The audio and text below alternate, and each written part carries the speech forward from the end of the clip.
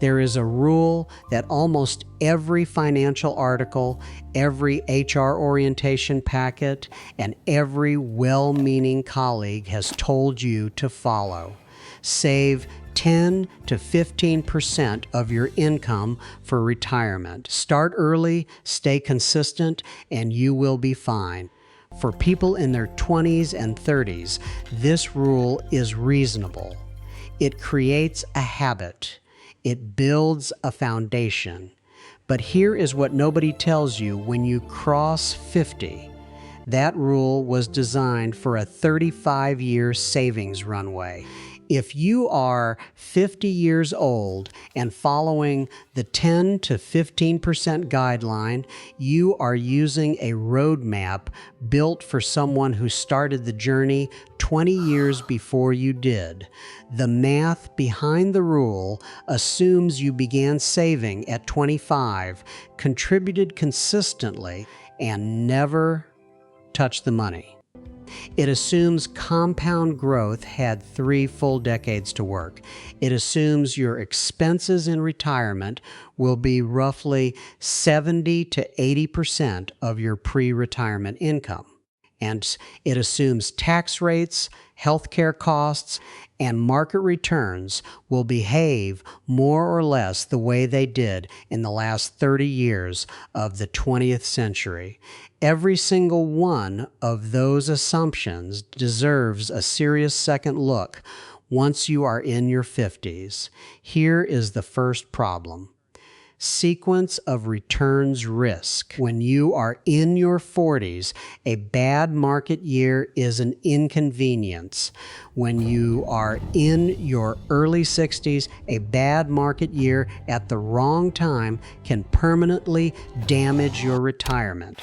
If your portfolio drops 30% in the 2 years before you retire, you are not just losing paper gains.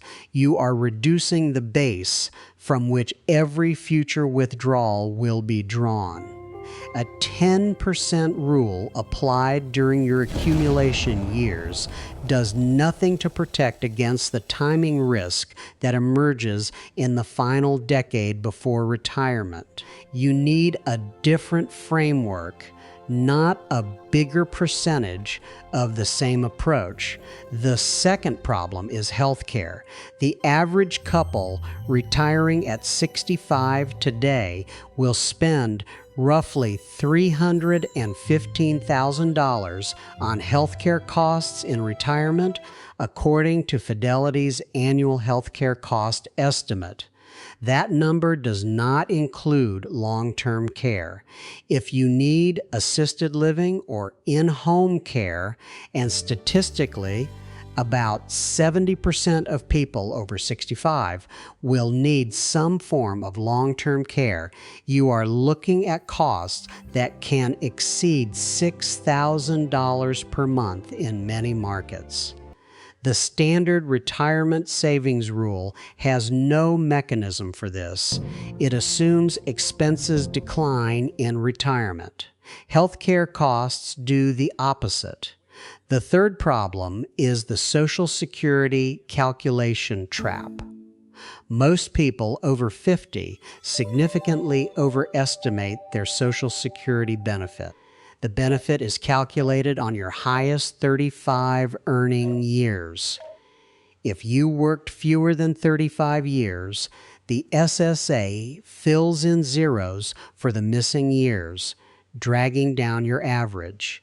If you plan to retire at 62 rather than 67, your benefit can be reduced by up to 30% permanently.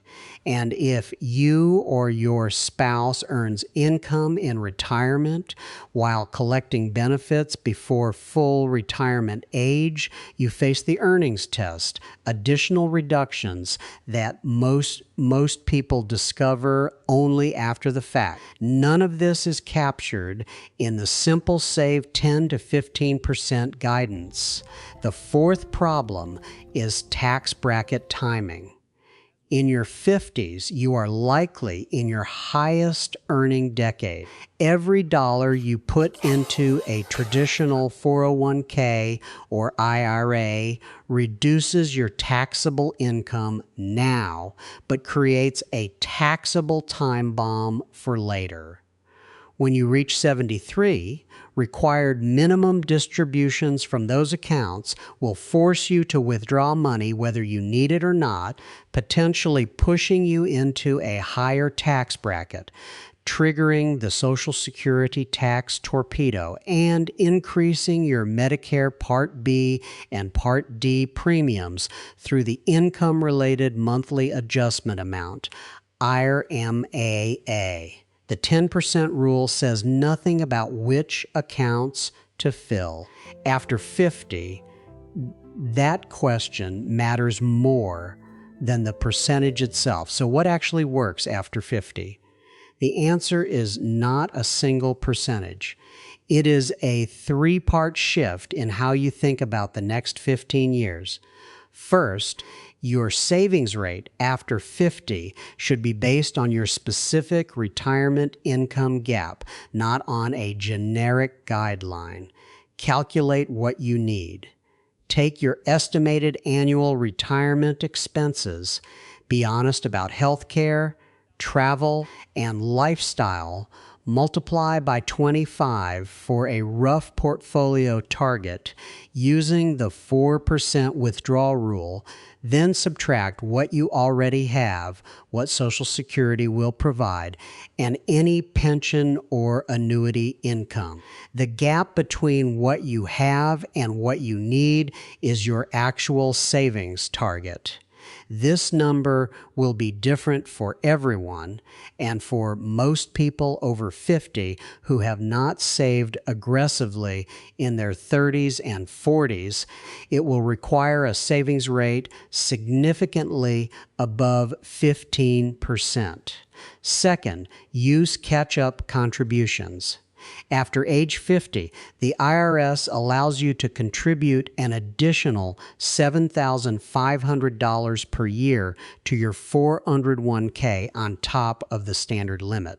For 2024, that means a total possible 401k contribution of $30,500. For IRAs, you can contribute an additional $1,000 per year beyond the standard limit. If you are self-employed, a CSEP IRA or solo 401k can allow even higher contribution. These catch-up provisions exist specifically because Congress recognized that the standard accumulation model does not serve late starters or those who took time away from the workforce. Use them. Third, shift from accumulation thinking to distribution planning.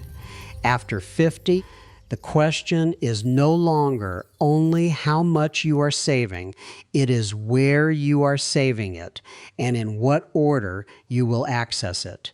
A mix of traditional pre-tax accounts, Roth accounts, and taxable brokerage accounts gives you flexibility to manage your tax bracket in retirement.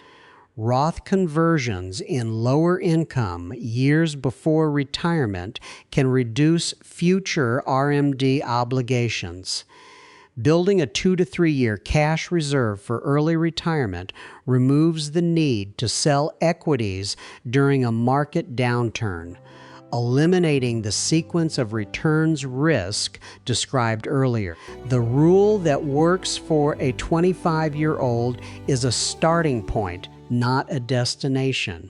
After 50, your saving strategy needs to account for a shorter time horizon, higher healthcare exposure, Social Security optimization, and active tax management.